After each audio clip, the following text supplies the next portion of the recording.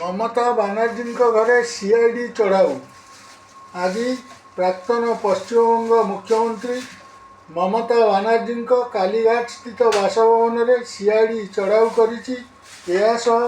30 B Harish Chatterjee Street स्थित तृणमूल कांग्रेस कार्यालय में पहुंची। सीआईडी जाल दस्तखत मामलें सीआईडी दल ममता बानार्जी बासभवन में चढ़ाऊ कर निर्वाचन में पराजय पर पश्चिमबंग विधानसभा दाखल होता एक सरकारी कागजपत्र में अनेक विधायकों दस्तखत जाल होता अभियोग होता। खोद तृणमूल विधायकों पक्षर अभियोग मिलवा पर यही मामला रुजु करा।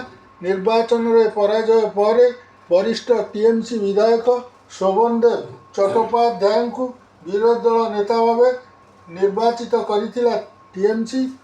78 जन टीएमसी विधायकों दस्तखत पत्र बाचस्पति निकट में दाखल करा जहां नहीं अभियोग आनी टीएमसी विधायक रीताव्रत चैटर्जी जो